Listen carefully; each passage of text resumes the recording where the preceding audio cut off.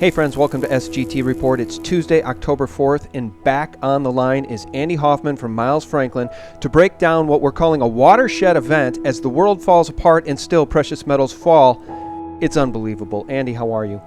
Oh, I'm just doing great. As we were saying before the call, I call these days, I'm not sure I'm ready to anoint it yet, a named storm attack, but this has all the makings of it since it just started at the COMEX Open. This is the fourth time now in the last 2 weeks where you had these monster paper sell orders at the Open based on nothing. And again, there's absolutely nothing going on, nothing. So, all you can conclude is that the level of fear out there of the powers that be, of all the horrible things that are going on around them, is at sky-high levels, including the fear of losing this election. And, what's going to be the result? The same thing as always. It's going to be a surge in physical demand, let alone as we're at the beginning of the Indian buying season. And the Reserve Bank of India cut interest rates today. 102nd interest rate cut of the year for central banks. They've already surpassed last year's level with 3 months left. Yeah, and Andy, you know what? Maybe we should name this precious metals plummet the Syrian slash, or maybe the Wikipedia waterfall. I mean, because there's so much bad news out there. Of course, today Assange disappointed, and he didn't drop the goods on Hillary Clinton like we all thought he would, which actually I'm very disappointed by because I want to see her put in prison. Of course, what could be more egregious than the crime she's already committed that we know about? The secret server, the perjury to Congress. I mean, the endless litany of her crimes. What more could have he possibly added to that story? And still she doesn't go to jail. Yeah, that's right. I mean, I'm sure if they came out with news that said they have videotape of her personally killing all those people that they couldn't explain, the media still wouldn't care. The PPT would come in and buy stocks, and the cartel would sell paper gold, and everyone would say, "Oh, what's the big deal? She should be president." But aside from all that, and again, my strong belief that she's going to lose, irrespective, because I see the same kind of thing going on here as I saw before the Brexit. Just a mindless media that's so in bed with the concept of the status quo that they just continually say that everything is fine until it's not fine. I think the same is here, because I don't think anyone's ever represented more of what's hated about the country than her, on a personal level sometimes, and sometimes symbolically. I think people want change, and you're going to see changes this fall in Austria, in Italy, in Spain, in France, in Germany, and probably here too. And that's going to be the real watershed event. The Brexit started it, and when we look up a year from now and realize that all the people that were kind of pulling the strings have been kicked out of office in favor of, giant wild cards, you're going to realize just how much you wished we were back where we were when things were a little bit more stable. Yeah, and let's circle back to Hillary just for 1 second. I should have mentioned this. I'm going to mention it now. She really is the poster child for all that is bad in our nation. And news broke recently that as Secretary of State, she opined, why can't we just drone strike this guy, referring to Julian Assange, because they were so terrified of more WikiLeaks coming out, and the only thing protecting him is staying in that embassy. I want to talk about one of the most important articles you've written in the past month. It's called Mark This Date, Global War Has Arrived. You released it on Monday, and everything is in here. I mean, I was going to quote some of this, but it's all quotable. Let's quantify how global war has arrived. Should we talk about Syria? Where should we start? Okay, well, put it this way. I want to just have one more comment about the Trump versus Clinton thing, because, I did an audio blog last week that was titled, "A Trump Victory Equals Brexit Times 10, for that very reason, that she's so representative of the status quo and their ability to maintain control. And more importantly, because, look, people thought the Brexit had a small chance of winning. It's almost like there's this mainstream belief that Trump has no chance of winning. So I think the surprise level is going to be a lot greater when he wins.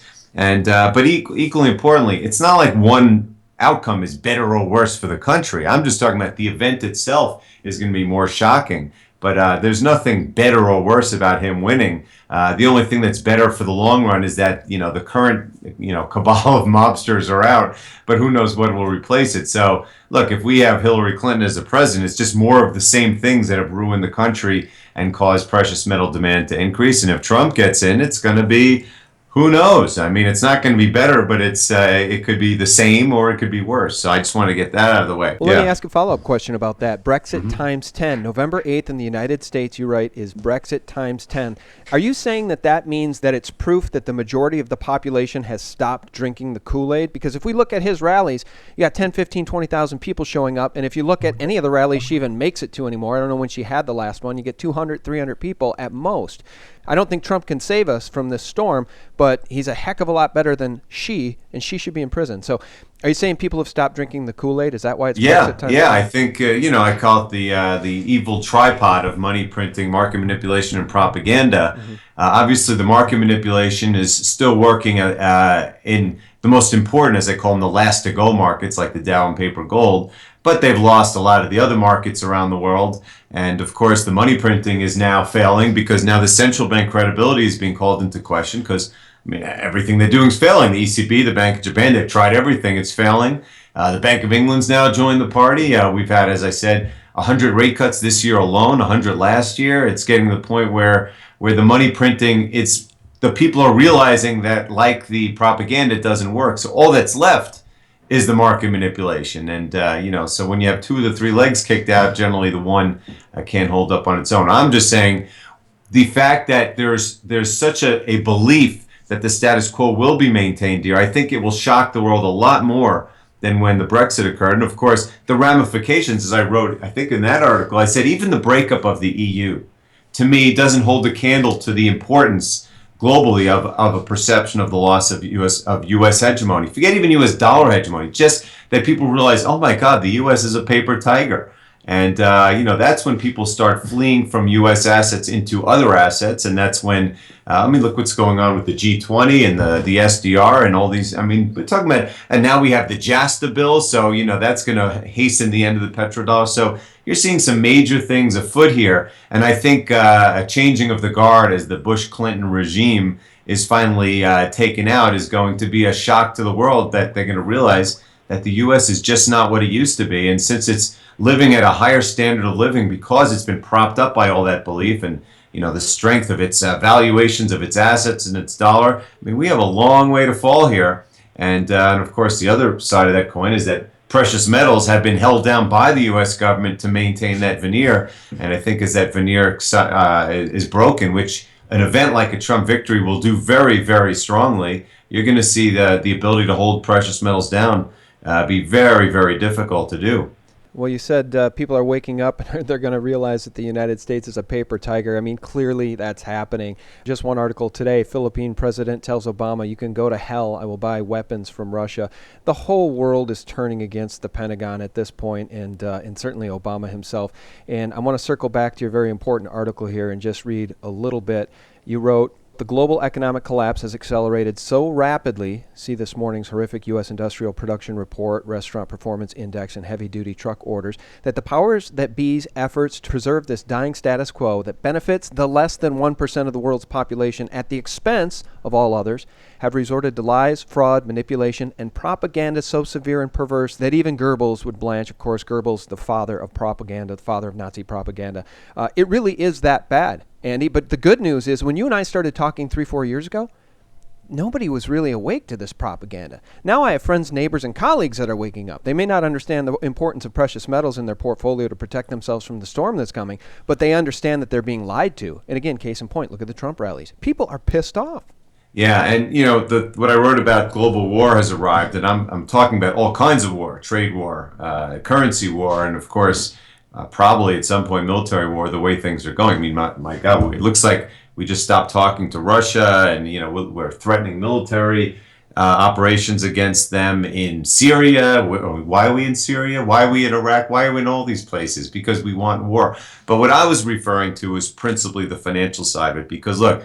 Yes, there are definitely small groups of elites that collude. Definitely the ECB speaks to the Fed, et cetera, et cetera. There are definitely things going on behind the scenes.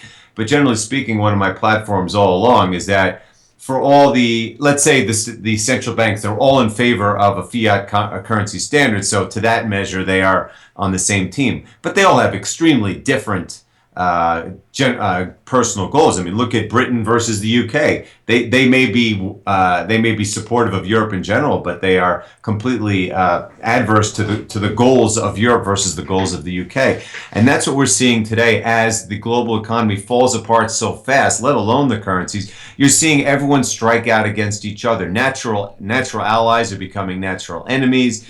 People that were supposed to be allies are becoming some of the strongest enemies. I mean, I look at the chain of events that's led to where Deutsche Bank is, and again, there are some people. Bix Sweer is one example who believes this was almost preordained. Perhaps it was. I don't know. But when you look at the series of events and you realize, wow, look at how fast it's fallen apart, and look at the determined attempts to take down entities. Think about it.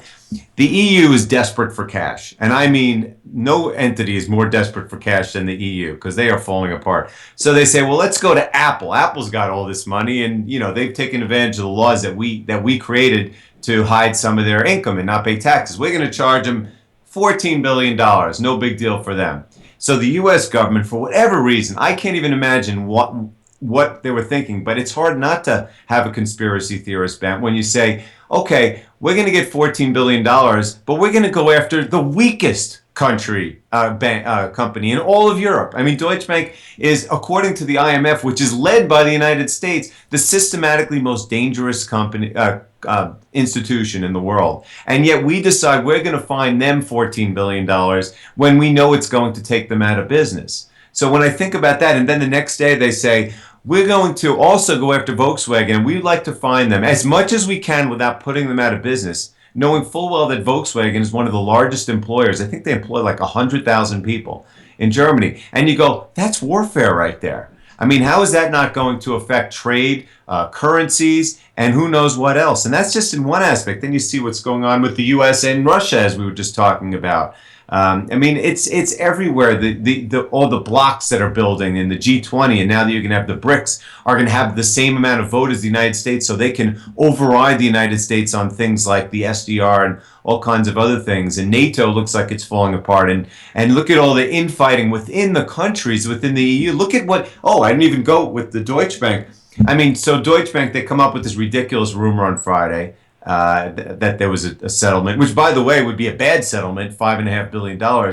But over the weekend, once the stock is theoretically saved, the Italian prime minister, who himself is about to be kicked out of office by losing his own referendum that he started, which will be in a month or two, he's pissed off at the EU because the EU has been patronizing them and saying, Italy, you got to take care of your stupid banks. You guys are in terrible shape. So he's been fighting back because he's trying to preserve not only his status, but also, Italy's rights, and saying, yeah, but you guys got Deutsche Bank out there. So as soon as he sees Deutsche Bank get saved on Friday, he comes out and he goes, you know what? We're going to sue Deutsche Bank for taking down our best company, Monte Paschi. So, I mean, you're talking about massive infighting between the biggest players within the Euro group. Not to mention you have France.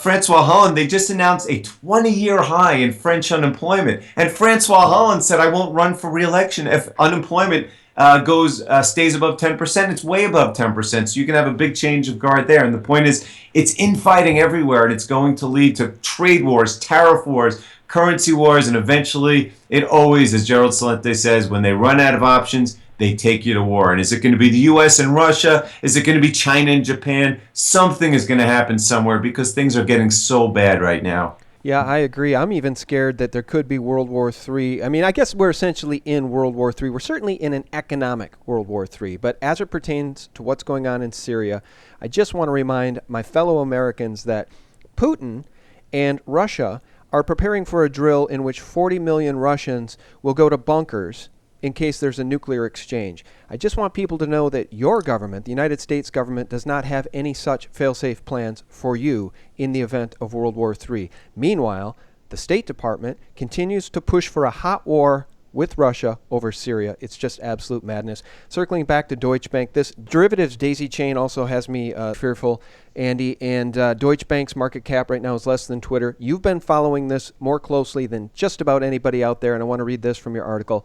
Deutsche Bank is the Lehman of 2016 and the most systematically dangerous institution that is unquestionably on the verge of collapse. You write, honestly, nothing I have ever seen, from Enron to WorldCom, Bear Stearns, AIG, Fannie Mae, and Lehman, holds a candle to the depth of the fraud, deception, and flat-out war its imminent bankruptcy is bringing to light, to the point that I'm having trouble putting it to words. I think you did just put it to words, but we just need to refocus our attention on what a big deal this is. Deutsche Bank's market cap less than Twitter. Deutsche Bank can't be saved by any bailout, and Merkel just recently said over the weekend that she can't afford to bail out Deutsche Bank either. And I just spoke with Jim Sinclair, who said, as Deutsche Bank goes, so goes the world.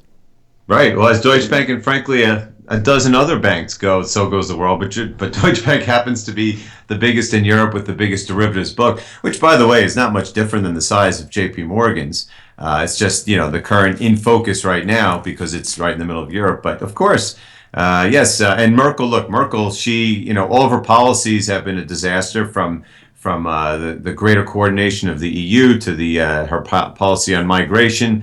To pretty much everything. I mean, it's no surprise that, you're talking about Russia having that drill. Well, remember, the German government just issued a warning to its citizens a few months ago that they should have food and water ready. So, I mean, who knows what they're expecting. But look, Deutsche Bank is too big to fail. It's too big to bail. It's too big to everything. And it's going to go. I mean, you don't even need to have our kind of alternative media bent to have theories about it. Look, I'm a Wall Street guy, and anyone who has any kind of finance background with the stock market knows a dying stock when they see it. I mean, in fact, it's having the same, rumors and sudden surges that you saw in every one of those bankruptcies that I just managed. It's so massively underperforming the banking index, even in Europe where most of the banks are falling apart, that it's so obvious that there's something wrong. And the scary thing is, I think in Lehman's case, it was a little more known what the issues were with the mortgage bonds. Here, it's this giant black hole of whatever they're holding off balance sheet in the form of derivatives. And,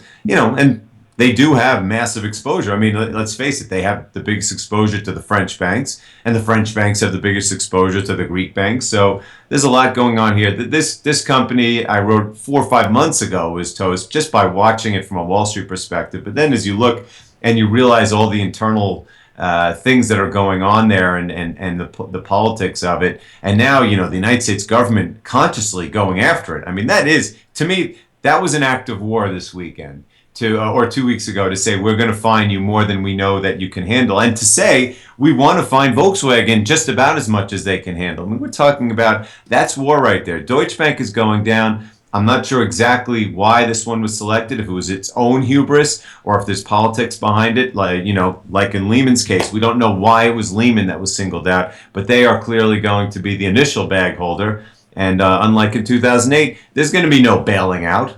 There's going to be no saving the system after it goes, no ring fencing. Central banks, as I was saying before, are completely dead in the water. They've used all of their credibility. They've used all of their dry powder. I mean, they can hyperinflate if they want, but that'll be the worst case scenario. Well, we're painting a pretty bleak picture here, but it's the documentation of the collapse that is what we do. And Andy, it's been far too long since I've had you on. We try to get you on every 3 to 4 weeks, and here it's been 5-6 weeks. And the quickening of the collapse is very evident, even to the degree that, and you and I never really get into conspiracy theories because you like to keep it to the hardcore facts and you're an economic guy, but you keep mentioning the fact that some of this is so overt and blatant and ridiculous that it makes one wonder about conspiracies. And as it pertains to World War III, guys, I just want to mention a name, Albert Pike, who wrote about 3 world wars.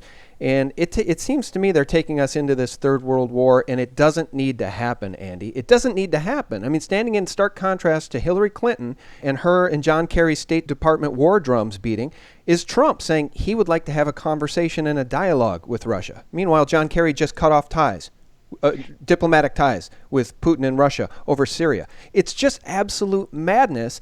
And I tell you what, as it pertains to the geopolitical situation or the economic situation, let me quote Bill Gross, who writes, "This cannot end well. Central bankers have fostered a casino-like atmosphere where savers and investors are presented with a Hobson's choice, or perhaps a more damaging Sophie's choice, of participating or not in markets previously beyond prior imagination. Investors and savers are now scrapping like mongrel dogs for tidbits of return at the zero bound." Yeah, I mean, think about that the Italian government is so desperate for funds and investors are so desperate for yield that they're going to put out a 50-year bond. This is Italy. I mean, we're talking about in the same breath, Italy's banking system is about to collapse. And it was oversubscribed. Yeah. It's hilarious. And people want 50-year bonds at some measly yield for a country whose banking system may not last through the month.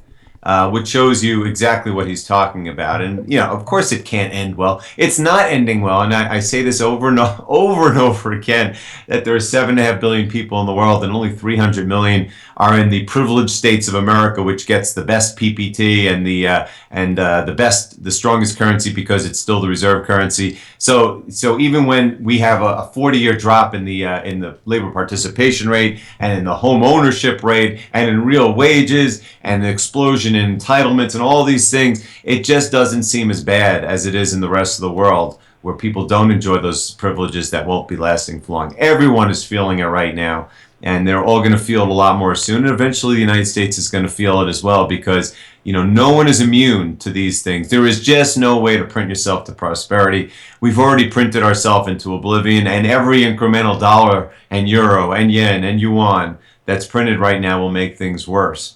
All right, well, let's wrap up with talking about precious metals to the degree that I really cannot quantify for the audience in a way that makes any sort of sense, right? We live in a world where up is down, war is peace. It's completely an Orwellian narrative at this point in our society, maybe globally.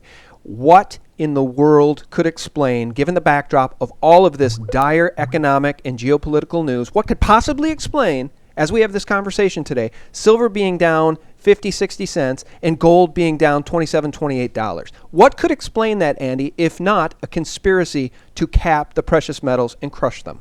Well, that's an easy one. I mean, we talk about conspiracy. Conspiracy mean things that are not theoretically provable. You can't have proof. But look, Deutsche Bank admitted that they rigged the markets, as did many others, as did UBS, as have many Fed chairmen, including Alan Greenspan, including the head of the Bank of England back in 2000 or 1999. Now, this is quantifiable proof, let alone the Six Sigma movements in the markets, the trading patterns during the day for both stocks and for gold. I mean, it is manipulated, and the reason that it is now, the only explanation of why right now is because, look, this is the time we all know that everything is hitting the fan. It may hit the fan. You have the SDR, and you have the Brexit, and you have the Deutsche Bank, and our election, and the collapsing economy. Look at the debt. I was just pointing it out today. I saw a great article about it. We just ended the fiscal year, September 30th of 2016. And by the way, as far as I know, we don't have a new budget. I'm not sure why the government's open. There's been no new budget for this year. But the debt went up for this country by $1.42 trillion over the last 12 months without any crisis. The only two times in history the debt went up more in 12 months were 2008 and 2009, when we were printing money and bailing everyone out left and right. Here, no crisis. Stocks were at an all-time high. Fed said everything's great, and yet we spent $1.4 trillion more than we brought in.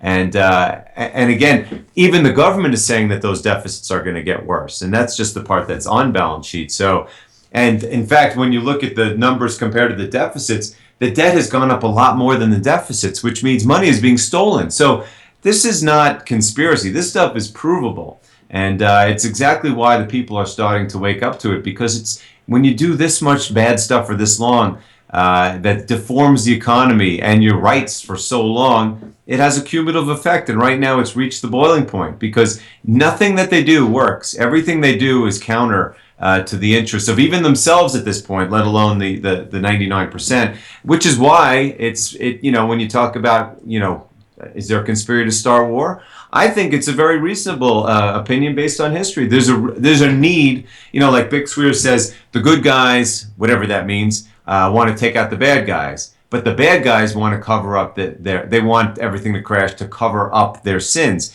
And that's exactly why you go to war. You need to stay in power and find a scapegoat. And so when I'm writing about Joseph Goebbels and talking about conspiracies to start war, they make perfect sense with the context of history. Yeah, it absolutely does. I want to say one thing before we let you go here as it pertains to good guys versus bad guys. Nothing could be more evident of the bad guys being in control for the past several decades in this country than George Bush Sr., the former director of the CIA, George H.W. Bush, announcing that he plans to vote for Hillary Clinton. I've said for a long time, Andy, that the Bushes created the Clintons, and they are two sides of the same coin. They both report to the same puppet masters at the top, be it the intelligence agencies or the international bankers that helped create those intelligence agencies. Those are the bad guys. Now, I think within those agencies are good guys, but I don't know what's going to save us at this point. I know Bix likes to see the cup as half full, but increasingly that's difficult to do. All right, last question. As Max Kaiser recently noted about the SDR, which now includes the Chinese yuan at, I think, 13%, which I think just went live on Monday. Can this new World Bank IMF SDR allow the dollar to live long enough to die another day? Because everybody expected the dollar would be dead pretty much by now. What impact does this new SDR have, and will it allow these central banks to continue this malfeasance for another 10 years? For one, I've said all along that the dollar will be the last to go, simply because it's the most liquid. Yeah, so you have said that. That's absolutely true. Yeah, the illiquid, anything that's a liquid goes first. And so when you have crisis, it doesn't matter what the crisis is about. Yes, if a nuclear bomb destroyed America, the dollar would go down in value. But of course, if that happened, we would be destroying other people too. So it would be a wash. But my point is that there is no way that the quote, the dollar can collapse. All fiat currencies will collapse. The dollar will be the last one to go, and it will probably lose the least. But losing the least when everyone's losing everything doesn't mean much. So I'm not too concerned about the collapse of the dollar. But what the SDR is referring to, and this is, look, I'm not even saying I necessarily agree with it. This is Jim Rickards' thing, saying yes, we now have an SDR, and the Chinese have just about enough to have a vote. And if they put the BRICS together, and next year, then they'll be able to override the United States. Okay, big deal. So they'll be able to prevent the United States. To me, this is more politics than anything. What I've been saying all along, what my gut tells me from all my experience as a human being, let alone the financial markets, is that the reason people are voting the Brexit, and people are voting for Trump, and people are voting for the five-star move in France is because they are pissed off, okay? And so I don't think that they are going to accept any government-issued currency as this whole thing falls apart. That's why I think precious metals, Bitcoin, anything that the governments can control is going to be what people want. Now, yeah, if there's like a martial law, like if governments with armies go in and like put people in concentration camps and decree, well, yeah, I mean, that's a different world. If that occurs, all bets are off. What's the point of having gold or any of that stuff? What's the point of living if that happens? But more likely, I think we're going to see a world that's going to be in monetary chaos for some time, and it will evolve naturally, most likely with the Chinese being the leaders, because one, they have the manufacturing base, and two, they have the gold. But the hegemony, it's a nice story for people who believe in precious metals. It just came out of nowhere. Oh yeah, another reason why this dollar hegemony is going down. But what does that really mean? That the dollar is going to collapse because they have slightly less vote in the IMF? It's all just, look, it's part and parcel. It's all steps in the same direction. The fact that this is occurring at the same time that the U.S.'s military and political and financial power is being challenged is not a coincidence, but I don't think that any one event like this really matters that much in the big picture. Yeah, and I wasn't suggesting that because the yuan is now part of this new SDR basket that spells doom for the dollar. I was suggesting that because the yuan is part of it and the Chinese are pleased with that, they're now being allowed, I've read, to exchange U.S. treasuries for SDRs. So I think the collapse that we'd otherwise see happening publicly will happen behind the scenes, and it'll be covered up by the World Bank and the IMF, allowing the dollar to die another day. I think that's the thesis. Yeah. Yeah. I mean, and let's face it, again, all these things that are occurring are not going to occur overnight. I mean, they take a long time. And remember, China, right? Yeah, great. They got a lot of gold and everything. But China has the biggest financial bubble in history. To me, everything that's going on here pales in comparison. I mean, it's the most psychotic Frankenstein experiment of communism in history. They can call it capitalism. It's not. They built billions and billions and trillions of ghost cities and strategic oil reserve that they don't need just to keep their 1.5 billion people from revolting. And they can't do it anymore. I mean, their credit rating at some point is going to crack, and all these real estate bubbles are going to crack. So before they even have a chance to worry about leadership in global currency, they're going to have to deal with their own hideous population and economic problems. So again, I'm not looking for any major changes in the world order of which currencies are more. I mean, look, the euro may not even be here a year from now, right? Right. Bank of Japan. I think Japan is going to be a third world country within a few years.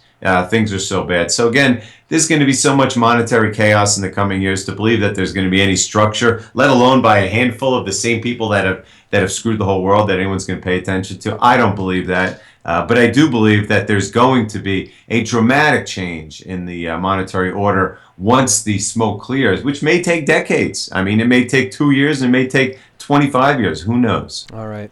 Andy, can you remind people for whom it is that you work and how they can protect themselves if they want to get gold and silver?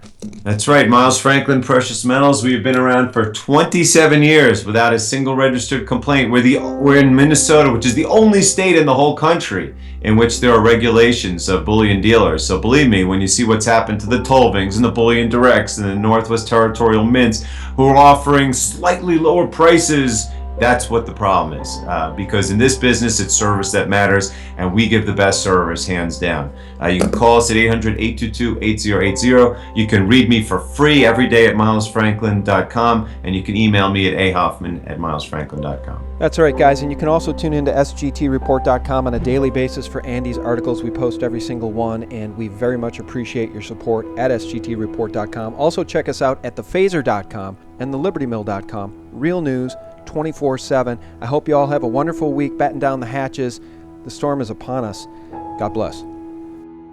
We're in a world which is being orchestrated by the loosest cannons that have ever existed. The most dangerous period in world history is today.